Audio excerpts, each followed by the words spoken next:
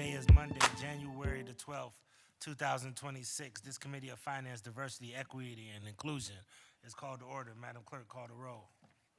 Here.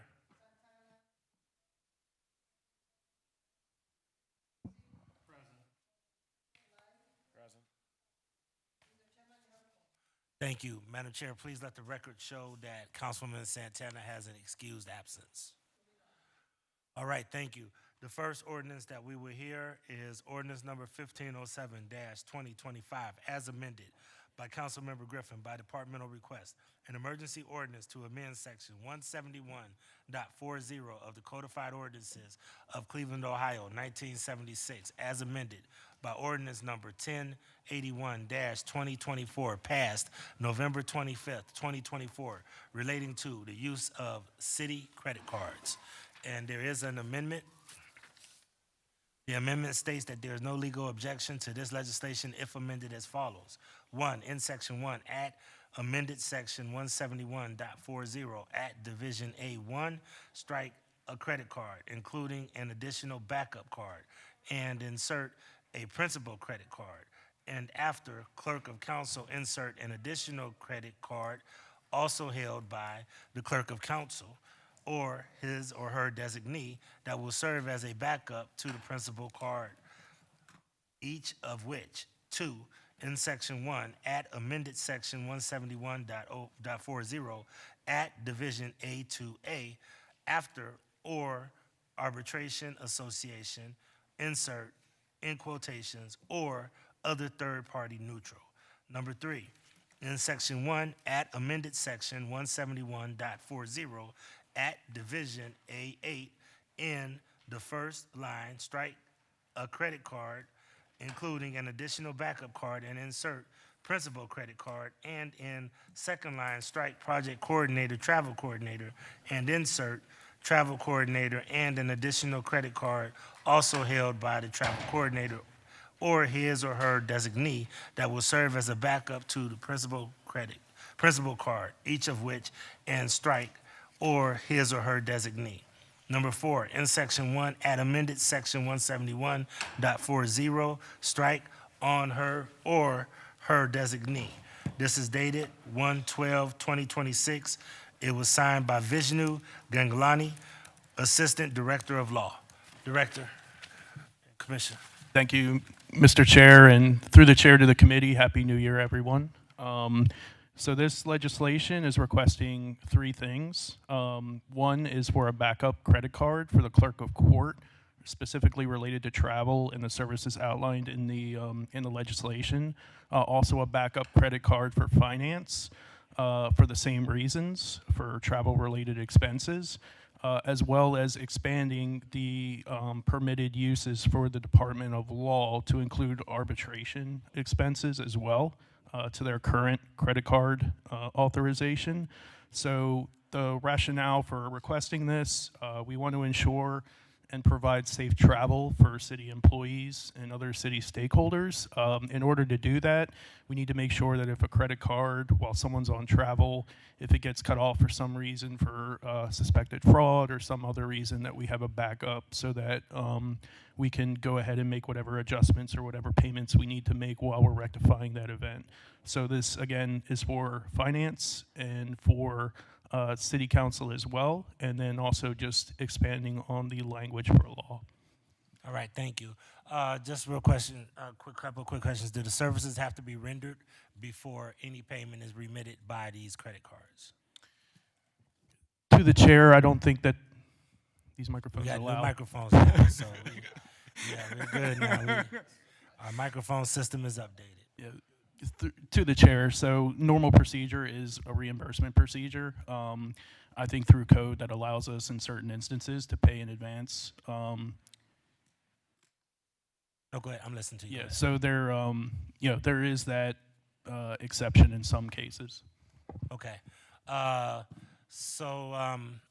Is this normal or best practice that other cities have used too, pretty much to have a backup? Because I could see how if there is fraud or something else and the card gets frozen, a lot of us could end up being stuck out in a city without backup support. So, To the chair, this city actually used to have 2 cards, so this is just reinstituting a prior procedure that we had. So yes, it is best procedure to make sure that we don't have somebody stuck while they're out on travel without a way to pay their bills. okay. All right. Those are the questions I have. Ms. Stiggers, did you want to have any comment? No, but this is, Council President, this is just for like when we're ready, when you all go to NLC and stuff like that. What usually happens on my end is when I'm doing the credit cards for the credit card payment for the airfare, it'll stop me after I do so many of your airfares. So this is what that helps for. And then also when you all get down there, if they have an issue, it helps us have an extra card. Okay. Thank you. Are there any other questions for the director or for the team? Councilman Charles Slife and then Councilman Brian Casey. Yes, thank you. Could the director, through the chair, expound on what arbitration association means? Sure. So through the chair to the councilman, it's expenses related to arbitration to pay the arbitrator and those associated expenses.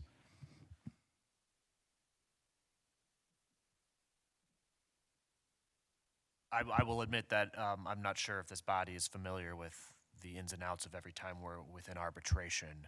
Is there a specific reason that was brought forward as putting that on a credit card, and that almost seems like an expense that this body would want to be aware of? Just paying for it on a credit card doesn't feel intuitive given the gravity of what that could be. Sure. Through the chair to the councilman. So we are seeing more and more in this day and age resistance to checks and cashing checks. We've had that issue with at least one major vendor this year. So we would prefer to have the ability to use a credit card instead of a check. So that's an important reason, and we want to make sure that expediency is available in paying for these fees because arbitration is time sensitive. Are there, when we talk about credit card interest rates, and I guess part of me thinks that like you might not want a check, but you want your money, here's your money. Is that something that we should be bending on and acquiescing to that request? And are there costs on the back end with paying for arbitration on credit cards versus rather out of through our checking account? Sure. So through the chair to the councilman, good question. So we do actually pay the card off every month. I'm not aware of any fees that we're paying on the card, annual fees, and no interest is accrued or paid as long as we keep up with that policy and pay it at the end of every month, which we do.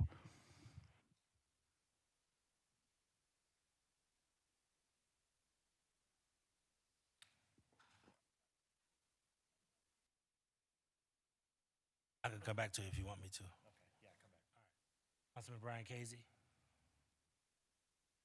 Thank you, Mr. Chairman. Mr. Chairman, to the director, my questions kind of go around with Councilman Slife, and that is, does this give you the ability, if we hire a third-party law firm to go out and do the work of the law department, does this allow us to pay them then with the credit card as opposed to them billing us and sending a check?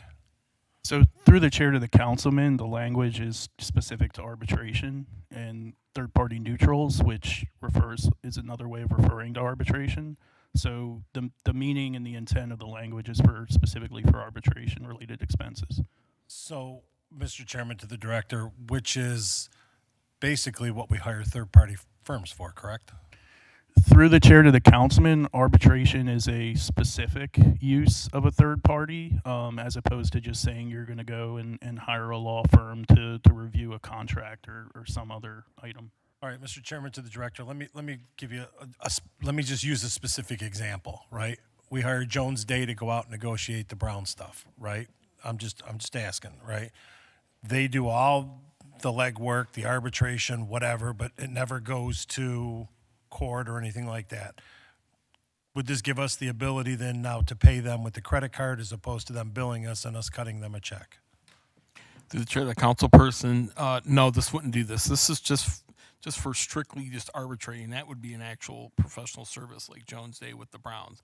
We wouldn't consider that arbitration. This primarily revolves around the labor negotiations, and you usually pay this arbitrator when they have to rule.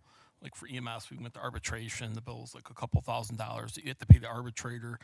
I believe they're starting to switch to not accepting checks, like a lot of people are. So anything over 50,000, like a Jones Day or these big contracts, are not included in this. This is strictly paying just the arbitrator, kind of like the referee at these, you know, mainly at would be mainly labor negotiations. All right, then, Mr. Chairman, to the director, can you break down the difference between arbitration and a third-party neutral? I mean, the arbitration is the arbitrator, right? But then you're saying an arbitrator is the third-party neutral. So can you just break down why we have or? Yeah, so through the chair to the councilman, the neutral is just another way of referring to, as Mr. Gentile said, a referee, someone that's in the middle mediating, you know, I guess a disagreement between two parties, so it's specific to that.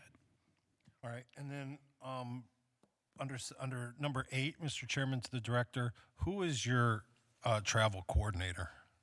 Through the chair to the councilman, that is Andre Reynolds. Okay. And then, Mr. Chairman, if we can put in a request for the transportation, the lodging, the food expenses, and the registration for the administration that has been placed on the credit card for the year 2025. Thank you. Ms. Modesto, do you have that? Okay, thank you. All right, Councilman Richard Starr. Thank you, Council President. No, just from this ordinance of 1507, just to make sure I understand, so there's 4 city credit cards that's issued through the city, through the chair? Through the chair to the councilman, I believe there's 11. 11? Yep. And then those 11 are dispersed between Port Control Director, Finance Director, Chief Financial Officer, Department of Public Utilities, Director of Innovation and Technology. I know those are the 4 areas, so therefore, is it 2 in each one, or where does it break down? So through the chair to the councilman, if you look at the full ordinance, it outlines the different parties. So you have, On what page, sir? it's throughout the legislation. Yes. Yeah, but when I look at it, it just says, or his or her designee. It doesn't say this department get 2, this department got 3. From the breakdown of what I'm looking at from this ordinance, it shows that the Port Control Director has a credit card or his or her designee, and the same thing in line with the Finance Director, his or her designee, Chief Financial Officer, Department of Public Utility, his or her designee, Director of Innovation and Technology, his or her designee. I'm just trying to see where does it line up to say this department has 2, this department has 1, and how does it flow for me to understand that through the chair? Yeah, through the chair to the councilman, thank you for the question. So the reason that we're even coming with this request is because all of them are relating to one credit card. So there aren't multiple cards per section, it's one card. So that's why we're asking that the language be changed to allow us to have a backup card, to allow the clerk of court to have council to have a backup credit card. So this is so changing this will be able to assist council with their credit card that we currently have, instead of having 1 card to have 2 cards? Through the chair to the councilman, that's correct. And currently with the credit card that Cleveland City Council have, that credit card is under whose designee name? Through the chair to the councilman, the clerk of council, Patricia Britt. And through that process, based on this ordinance, this allows us to determine what the credit card can actually be utilized for through the chair? Yes. And then also, is there a credit limit on our credit card? Through the chair. Yeah, through the chair to the councilman, yes, on each card. What is the limit on each card through the chair? Yeah, they're through the chair to the councilman, they're all different. I can read them all off if you Thank want me to. For city council, it's $53,120. Say that one more time, I can't hear you. For city council, it's $53,120. For the law department, it's currently $15,000. For port control, it's currently $10,000. For finance and admin, it's currently $5,000. For purchasing and supplies, it's currently $10,000. For the housing court, it's currently $5,000. For finance for travel specifically throughout the city, that's $200,000. For IT, they have a card with a $10,000 limit. The mayor's office currently has one for $5,000. And public safety currently has one for $5,000. Thank you. Also, thank you for just that breakdown, and I don't see it written down. Is that something we can request to get that sent over as well? Because I don't see it in the legislation. Ms. Majesto, can we have a follow-up to get that information? So, yeah, through the chair to the councilman, we do have a cardholder agreement where I got all that information that was updated the end of December. So we'd be happy to provide that to you. Okay, thank you. And then also within this standpoint, I know through the chair to the director, you mentioned certain organizations and companies are doing away with checks.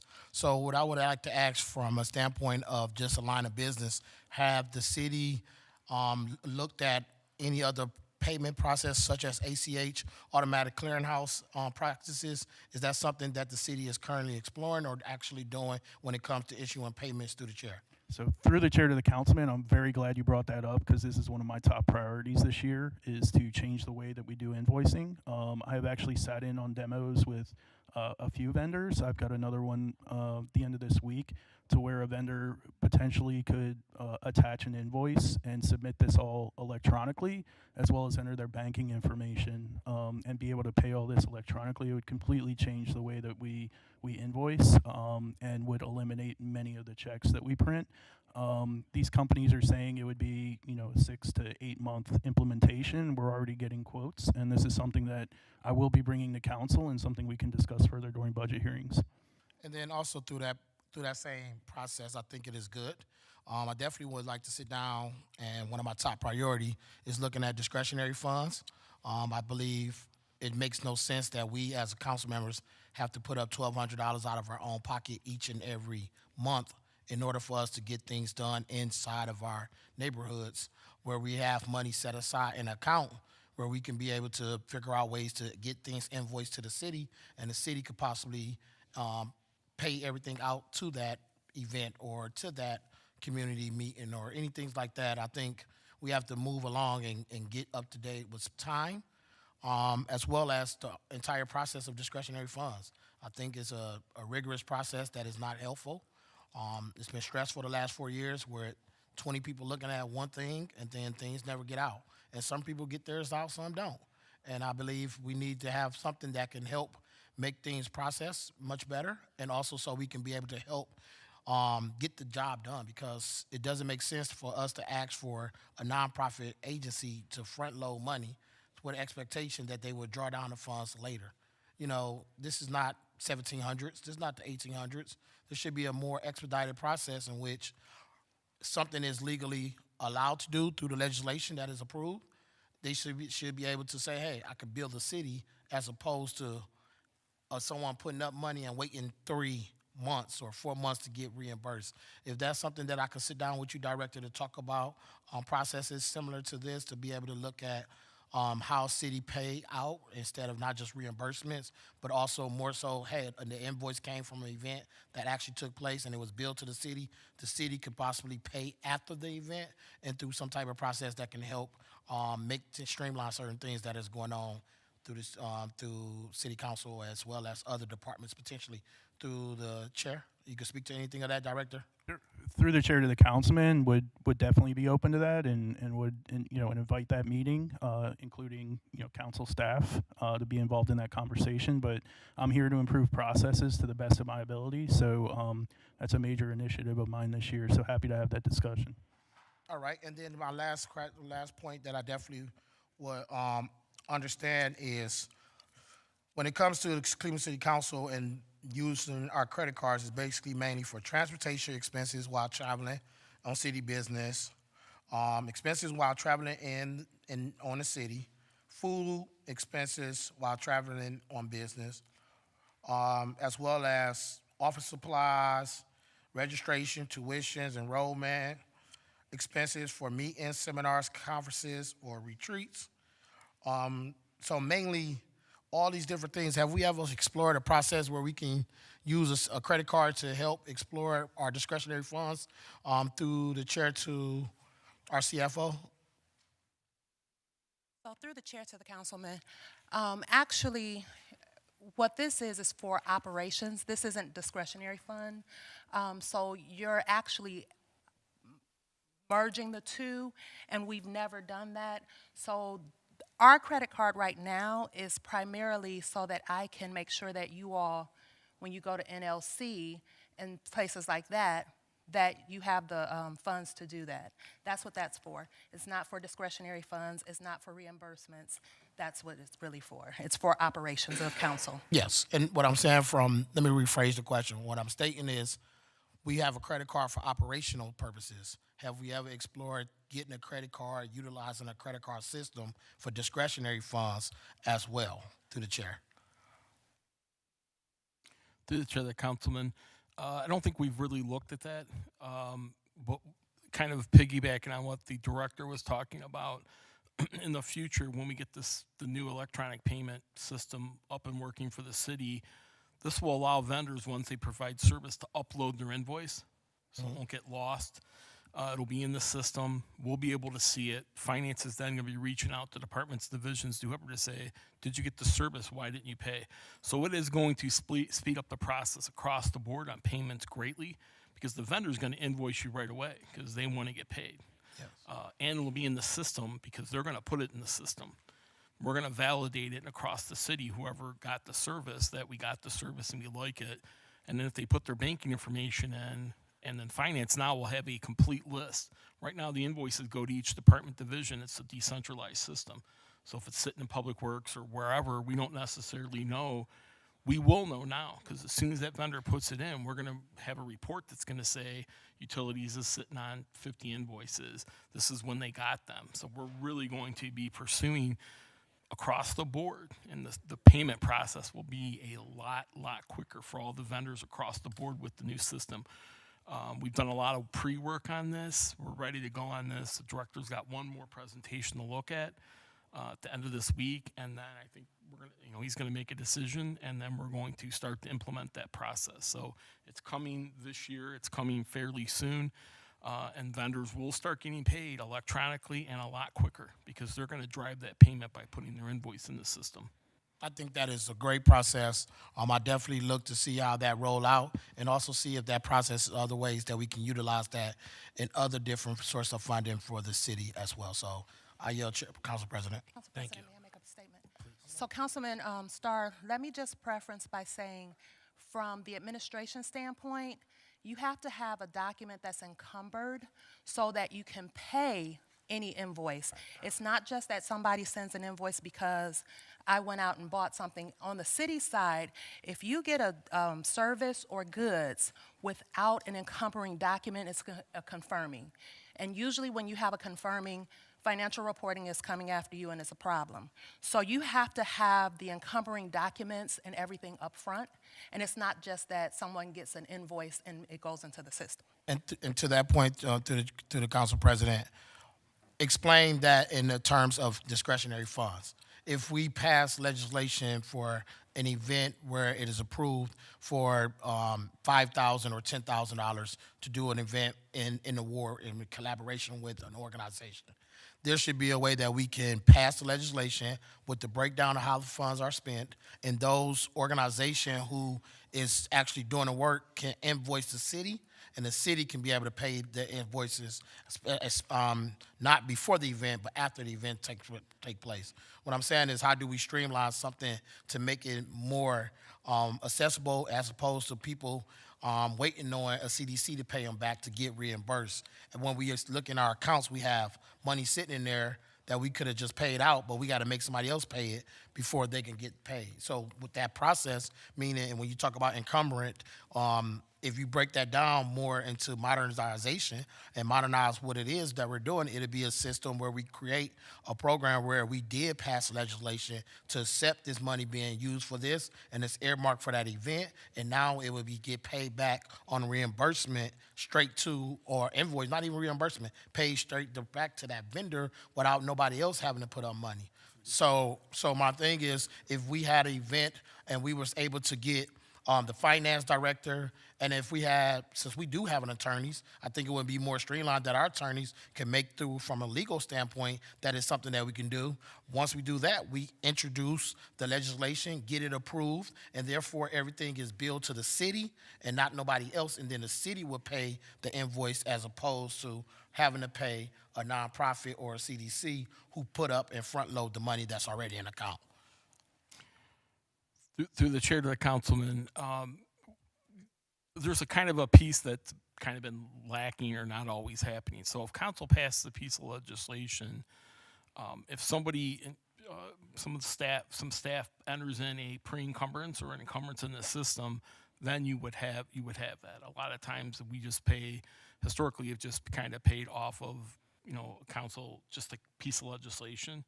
But in the system, if they put in a pre-encumbering document, and if law has a professional, your lawyers do a professional service contract or what have you, or something, and the city law would have to review it, but shouldn't take long. And then if you have that in the system, then you default right to the process I'm talking about. But the piece that I think's been a little bit off is once legislation's passed some time for council, that document's not always put into the system.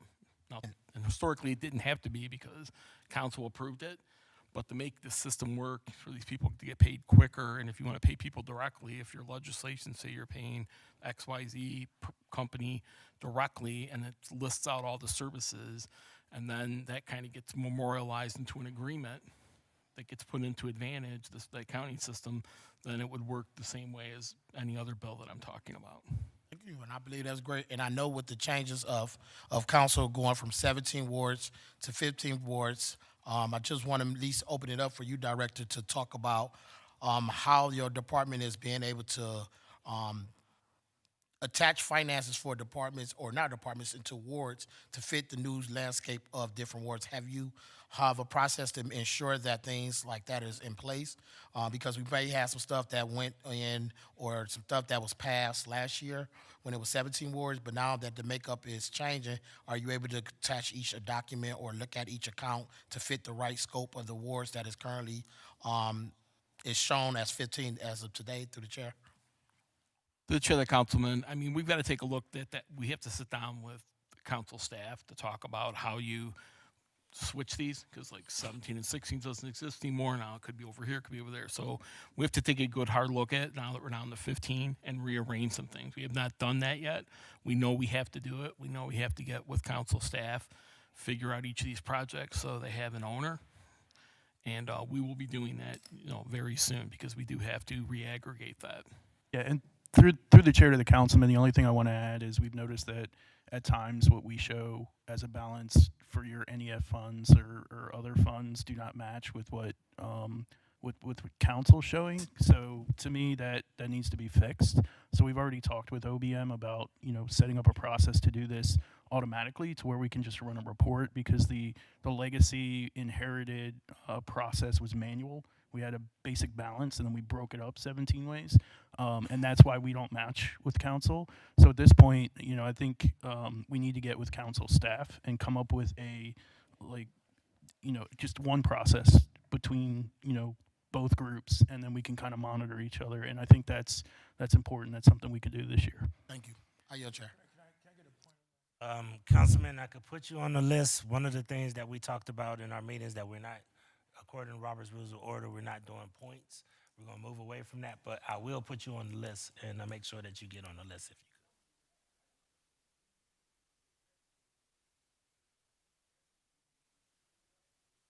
could. So I'll put you on the list, but that's something if they could get us doing that. But I mean, for the sake of making sure that we control the stream of the argument or the discussion, we're going to move away from points. So I just want to make sure everybody know that.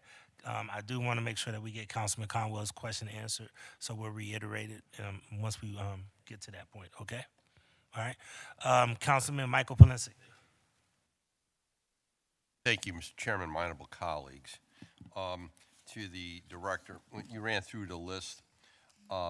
So, what's on the card? Is there a name on the card? What's on the card? What's on the individual card, Mr. Chairman? Through the chair to the councilman, it is the person's name that holds the card. Okay, so then you mentioned there was 53,000. You ran down the list. Who was the 200,000 again? Through the chair to the councilman, that is Andre Reynolds. Andre's got the two. You got all the bucks, Andre. I see that, right? Okay. He's the guy to go to if you want a party. I see that on this list right now. Okay. The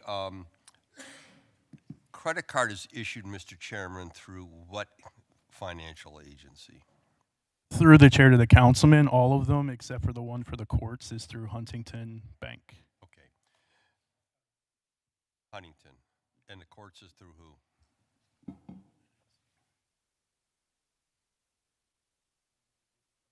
Through the chair to the councilman, I stand corrected. They're Huntington also. Okay. Are they in compliance with the Community Reinvestment Act? I want to get a verification from the community development director if we could, but I do recall that last year they were in negotiations. Okay. I don't know if they finalized it, but I believe Huntington was one of two banks that were in negotiations of trying to finalize a CRA. Okay. I want to make sure about that because But if we could, can we verify that Yeah. so I can make sure? Because I have raised this issue in the past that I don't believe we should be doing business with anyone, any financial institution does not comply with the Community Reinvestment Act.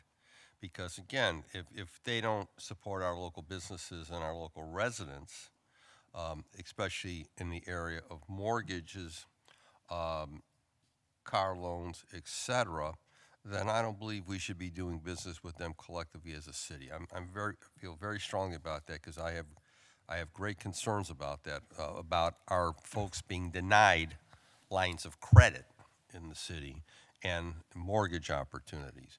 And I will say this, I know Huntington has attempted to do some unique things with mortgages for Cleveland residents, so that's encouraging, but I still want to know through the chair that again, and not only that, I want to know, we asked a question on Huntington, but I'm going to ask all through the chair and to the director, all the financial institutions that we're dealing with in the city, do they comply with the Community Reinvestment Act? Thank you, Mr. Chairman. Thank you. I know Councilman Shaw just came in. If you would like to set him up, all council members are able to come and sit at the table. However, just the Finance Committee will be able to vote. So just want to make sure if Councilman Shaw wants to be seated, he can be seated, okay? Okay, thank you, sir. All right, is that it, Councilman Polinsky? Yes, it is. All right, thank you. Councilman Conwell, I kept you on the list. Did you want to make a comment or ask anything to the conversation? Controller here, I like what Councilmember Starr is saying. Mr. President, I've been spending a lot of my own money, especially when, Mr. President, especially when John wasn't paid money. And you heard former Councilmember Anthony Harrison and Mike Polinsky and I were talking about it, and his, Famico's money was tied up meaning he couldn't spend it. So I spent thousands of dollars of my own money because I had to get things done. And that's frustrating. But then when I hear the controller said they'll get to it, when I look at people saying they'll get to it, I like hearing at least dates. If you tell me through the chair, Councilman Conwell, can you please give me 2 weeks or 3 weeks so I can take a look at it? Then I know, Councilmember, to ask you 2 weeks later before you get to the 3 weeks, where we at? Give me a progress report. Because you guys, you accountants, you money people, so you know better than just saying, I'll get to it. So through the chair to the councilman, thank you for the question. So in terms of the invoicing process, we do have a tentative timeline. So as Jim mentioned and I mentioned earlier, I've been throughout the holidays and the end of the year last year, I've been looking at demos and seeing what we can do to, speed up our invoicing process. So, these vendors are saying that in order to do a full implementation, because you're talking about banking transactions and it's complicated, we're going to need to pull IT into this as well as other groups. They're talking about a 6 to 8 month implementation. So in terms of timeline, I'm expecting to make a decision within the next week or two as to which vendor is the best, working with my team and getting their feedback as well. Once that happens, then we'll go through the contracting process and come back to council, and then we will start the implementation, which should take 6 to 8 months. Just to be conservative, we expect this to be fully implemented by the end of the year. And just to give you another example, what we did with DocuSign, which was, cut our contracting time down from 6 to 8 weeks on average to about 8 or 9 days. So DocuSign has completely revolutionized the way we do contracts, and I fully expect this to revolutionize the way that we get payments out. Like that. And Mr. President, when I admit you and spending my own, I end up getting a lot of dollars that I spent in arrears. Dollars, because we're maxing out at $1,200. I'm not talking about that. I'm talking about, and I understand. So Sticker's trying to tell me that we talking about personal. I get that part that you're talking about. On those.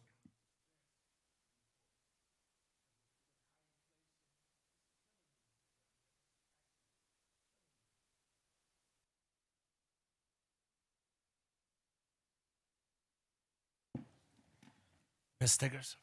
So through the chair to the councilman, during orientation, we did talk about the fact that council will be talking with amongst themselves to raise your limit from 1,200 to whatever you're going to raise it to. The funds have been budgeted, but you all have to legislate changing the amount of your reimbursement. That's on you.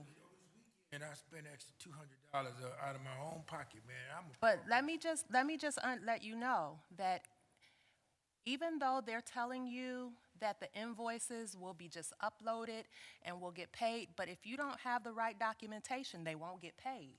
So it still follows policies and procedures. So just remember that caveat. I know that. But Councilman, I know you know, but I just want to make sure that I say it out loud. Oh, okay, I got you. I got you. Yeah. I got you. Yeah, yes, I'm sorry about that. we got a lot more operational conversations to have around that whole thing, okay? And can I clarify something so everybody can know? We're talking about reimbursement of contracts, which is one thing. We're talking about reimbursement or actually expenditures for services rendered, which is some of the things included in this. And then there's when council members expend dollars, how do we get it back? So these are three different things, and I think what we're doing is conflating and moving in and out of each one of those areas. So this legislation is about how does the city overall and council overall be able to utilize credit cards for services rendered.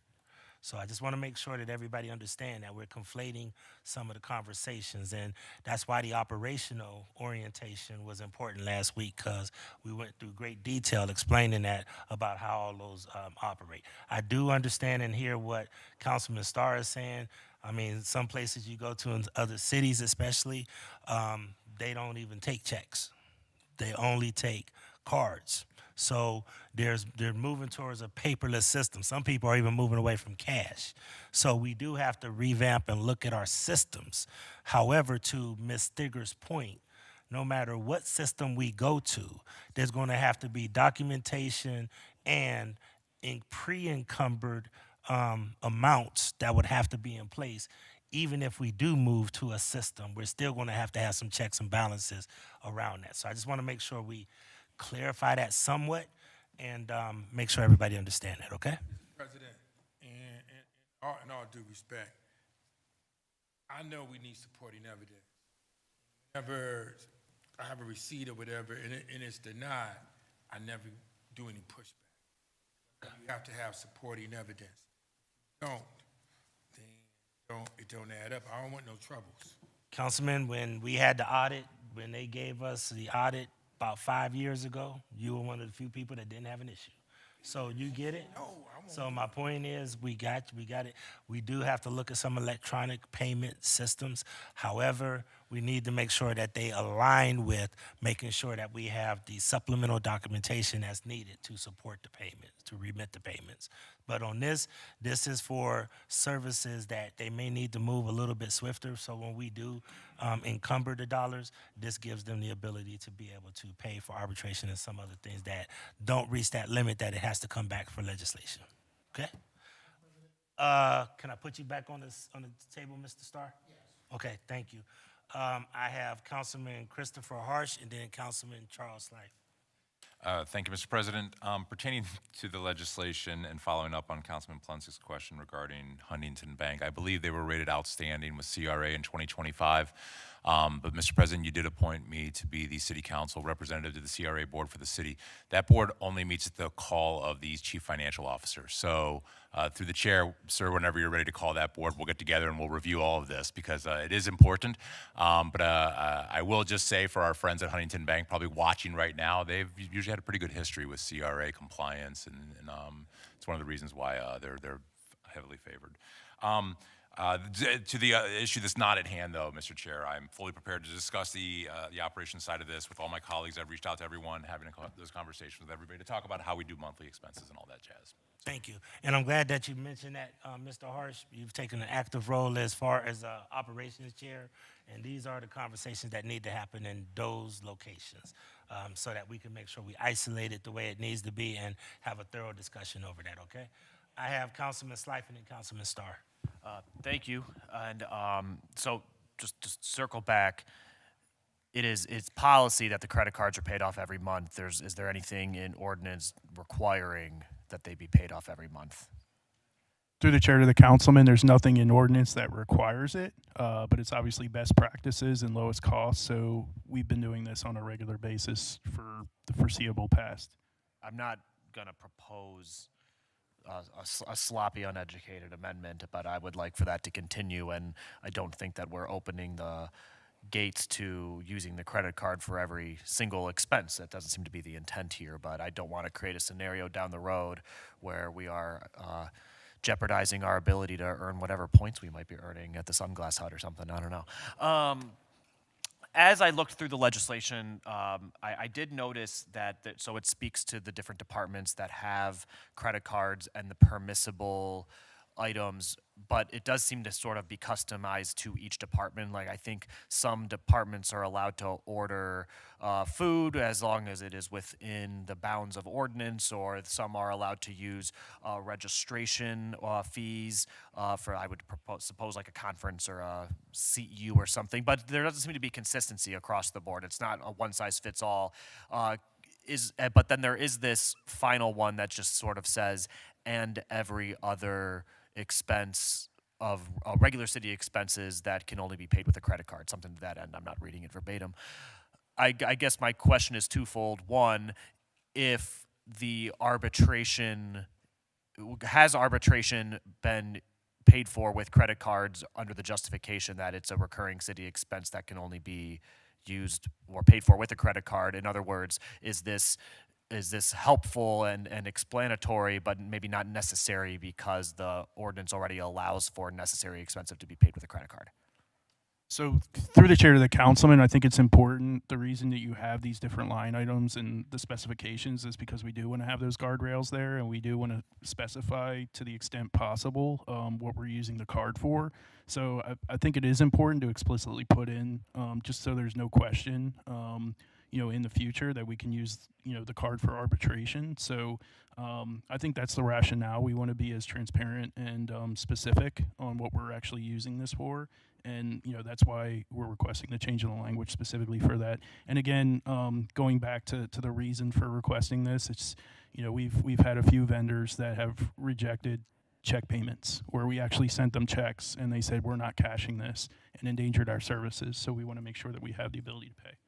Thank you. So then the second aspect of that would be, should there be more consistency between the departments? Like, I think as I scrolled through, the line is registration, professional licenses, tuition or enrollment expenses for meetings, seminars, conferences, or retreats.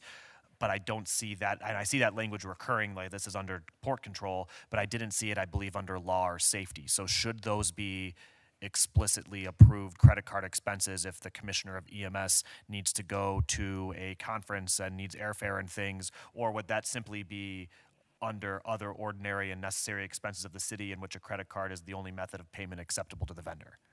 Yeah, so through the chair to the councilman, I think, again, each of these cards is for different uses. They're not all travel. It's not all cookie cutter. And I think specifically we put the line items in there for each card to show what it can be used for as guardrails and to show specifically and to be transparent for what it's being used for. For instance, the card that's being used for the courts is being used for different things, and the card we're using for travel and finance from, the card for port control and law. So very different things, but we want to make sure that they're all outlined specifically what we're using it for, and that's why they're different. And I don't think a cookie cutter really, unless you made it super general, I don't think a cookie cutter approach is the best approach here. I think specifically showing what we're using the card for, like we currently have in the ordinance, is the best approach. Okay. And I know I'm sort of beating a dead horse on this, but I guess what my point of curiosity is, I don't want to duplicate Councilman Casey's request, so Tina, read my mind. But I would like to know, so I'm looking at port control, there's A through F, and then other ordinary and necessary expenses. For each of the credit cards, I would be curious to see what expenses were used for the credit card that did not fall under the explicitly outlined categories, but maybe fell within other ordinary and necessary expenses, purely for the purpose of trying to understand if we should edit more of this list, and if it's the case that someone in your office needs to go to a training and we're using it under ordinary and necessary expenses, should we just be putting that in as a line item within the body of the ordinance where it currently isn't? Understood? Okay, Tina's winking at me as if she understands what is rumbling through my brain right now. To the chair, the council person, we try to keep that ordinary, the last one on each of these, because as we are doing business with checks, then they all of a sudden, just at the last second, say, you can't pay with this check anymore. And when it becomes that they don't take checks is when we kind of move this up to the list. So this is kind of where we're at with law and arbitration. And for folks that don't have travel specifically mentioned, they go through the regular travel card, which is the finance one that Andre has. Most people are encouraged throughout the administration to use the finance card through Andre. Now, they will have some, obviously you see in here that they do use the card they have for some of their travel, but the default travel for the administration, finance travel card. Okay.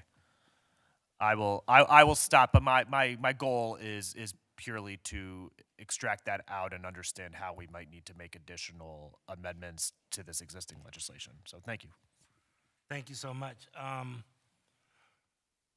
have Councilman Starr, and then I have a couple of clarifying questions. Councilman Starr. No, I just want to say thank you, Chair, Council President, for your leadership in regard to this. My key thing is with discretionary funds, I know that is a whole different subject that we're going to touch on, is just the fact when you look at this flow chart, you have one, council members who have an account that we have money through the general fund in different accounts, whether it's casino funds, whether it's neighborhood equity funds, or whether it's just capital repairs or anything like that. You have these accounts that's set up. And you telling me that our system that we have in place currently means you got to do a proposal intake, then you got to do a proposal review with law, council staff, and contracting department. Then you got to get council to sign off. Then you got to go to budget approval. Then we're going to draft the legislation. Then we're going to pass the legislation. Then it go to a department for contracting. Then you got to get contract certification with finance. And then you got to get law to sign off on it for us to get $1, out the door. That process worked when it was a good process when it first was implemented. But as the years go by, we find more problematic. And then on the top of that is another nonprofit entity who put up the money just to collaborate on good faith that they're going to get their money back. But meanwhile, we have an account where we see that we have a few $100,000 in there that we could say, how do we create a proposal intake process where it is reviewed by our lawyers to say that this is a proper purpose, that we can be actually use these dollars, and then we pass the legislation and get it signed out the door. And at the end of the day, whatever else that is needed to be done, I think that is something that I definitely want us to talk more and figure out how do we streamline it, because it's difficult. You know, I'm dealing with a CDC that you know of, Council President, that has some financial hardship. And some of the financial hardship is 50-50. Some things that they haven't completely did that they needed to do to get their money back reimbursed. And there's some things that we may have waiting on the finance or somebody else to contract because they need some paperwork signed. So I'm just trying to say, from our standpoint and under your leadership as well as Councilman Chris Harsh, how do we really look into a process that is legal, that can make sure we have the right oversight instead of having 10 people look at something and next thing you know, we're talking about a 13 to 16 week, meaning if we wanted to do something for MLK week, we wouldn't have been able to do it because the city closed down. You can't get nothing out. That means you should have to plan it by August of last year, which is it's not helping with some of the goals that we are trying to accomplish. And I look forward to us figuring it out on more offline and figuring out what we can do legislatively to help streamline these processes under your leadership, Council President, as well as Chairman Chris Harsh as well. Thank you, Councilman. And I'm going to punt and make sure that Councilman Harsh can have that further conversation in an operations setting. I do want to make sure that everybody understands that that is a different process than this is right here. So, but that is something that I understand. And once again, in the operational orientation last week, some of it was discussed. But once again, Councilman Harsh has agreed that he will look at our processes and see how we can come up with best practices, okay? I just want to make sure I ask a couple other questions. How much and what funding is going to be used for this electronic invoice system? Where's the funding source? Where would it be from the general? What line item would you be pulling this from? And, you know, trying to make sure I understand what funding source would be used to pay these bills. Yeah, so to the Council President, thank you for the question. I think we're still trying to figure all that out. I think we need to, we will have this discussion during budget hearings. I think for now, we want to see what products are out there. There's a possibility, there's a product that's wrapped up in our accounting system. So, you know, that may be the lower cost. And if so, then we can leverage that. But there's also varying prices and varying products out there. So I don't want to commit to what we're going to have to pay and when. But we should have more information in a few weeks when we go to budget hearings, and we'll be able to provide that. And obviously, anything we bring or anything we decide on, we'll need to bring to council to, you know, do contracts and that sort of thing. I really want to make sure we look at that, because one of the things that I think is a broader discussion is that there has to be, you know, I know government doesn't always move at a rapid pace, but part of it is because there has to be checks and balances when you're dealing with the taxpayers' dollars.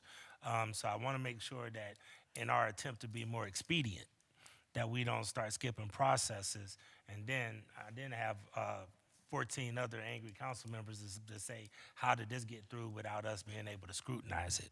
So I want to make sure that we, you know, keep that in place between the processes and the expenditures, what line item is coming from, because quite frankly, even though there may be some discrepancies in when we get our reports back for discretionary dollars, but there's also some discrepancies sometimes that we see between the alignment of the finance department that we want to make sure we understand where this money is coming from.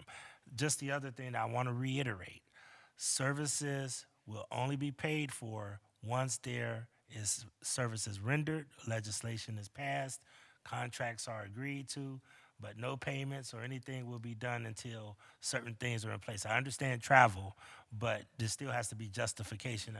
And I forgot, Mr. Reynolds, it used to be, what form did it used to be that everybody in the city used to have to fill out before they got approved for travel? Is that PIF? TE? A TA?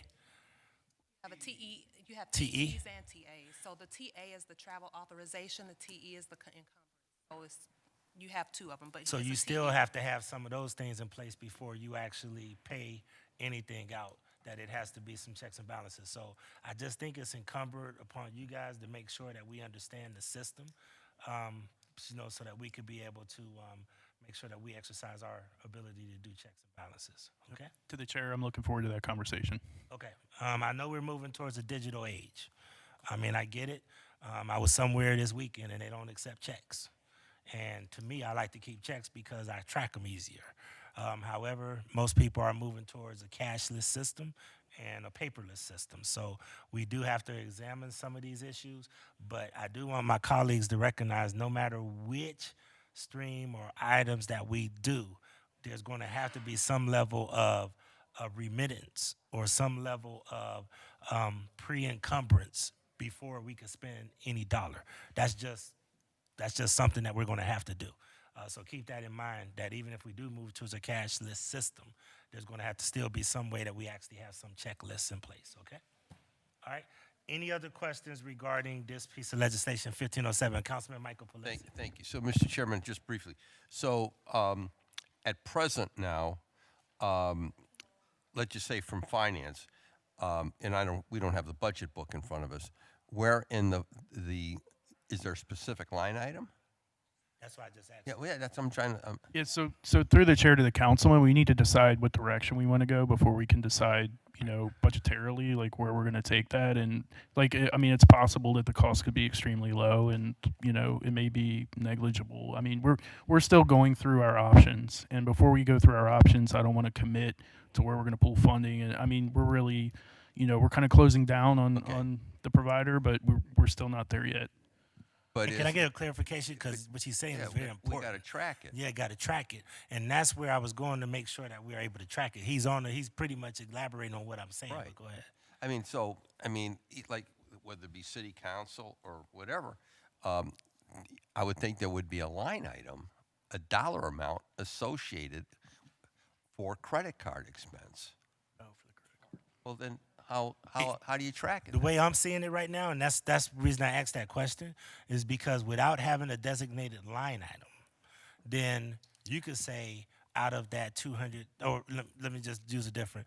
You could say that we use that credit card assigned to the department that has 10,000. They might have spent 1,000 on travel, but then they might have spent 3,000 on a professional service contract. So does that mean 3,000 would come from professional service and 1,000 would be from the travel budget? Or would you have one designated line item in the budget that says this is all credit card expenses? So through the chair to the councilman, I apologize. We're having like 3 different conversations here. So I was on the invoicing thing, not the credit card. So I'll let Mr. Sorry, but go Yeah, ahead. to the chair, the councilman, it hits whatever the expense is. So if it's travel, it's travel. If it's office supplies, it's office. So you can't go to the budget book. There's not a specific line. And the only thing you can look at is the charge statement. So we get a monthly statement for each of these cards.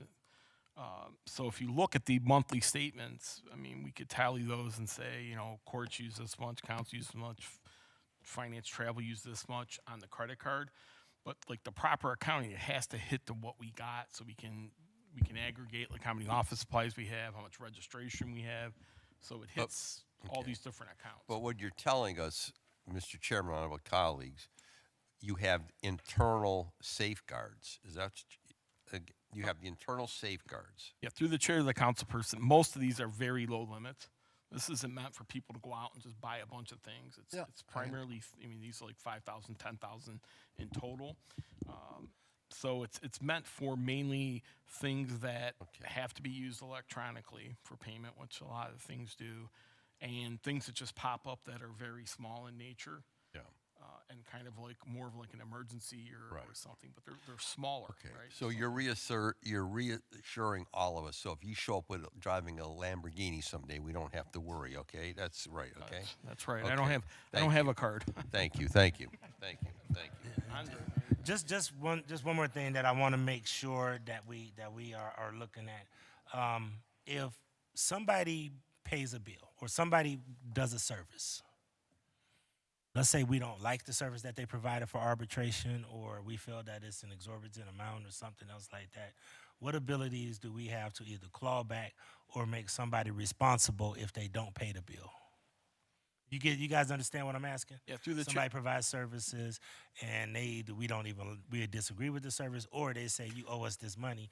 How do we hold somebody accountable if we don't get the service that we want? To the chair of the council person, we can dispute the bill with the charge card company. So if Okay. something pops up on, whether it's fraudulent or we didn't like what we got and we didn't want to pay them, we just call them up, they reverse that charge, they put it in dispute status. And we've had to do that when we've had some fraudulent charges, a thing pop up on our card, like it kind of happens now. People are, getting numbers and using them. So if we see something, we're like, no, this isn't ours. The bank is very quick to reverse those and dispute those. So this way is actually more safeguards and safer than if we were to remit checks.